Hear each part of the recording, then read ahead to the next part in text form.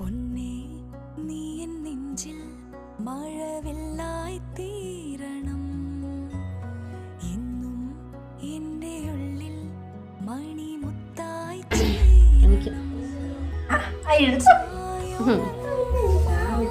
ഇന്നോട്ട് കേട്ടാൻ പറയുന്നത് ഞാൻ അമ്മോട് എനിക്ക് വയ്യല്ലോ, പനിയായിരുന്നില്ലേ? ഇപ്പൊ പനി മാറിയില്ലേ? ഇപ്പൊ കുട്ടിയൊന്നും ആയില്ലേ അങ്ങോട്ട്? താ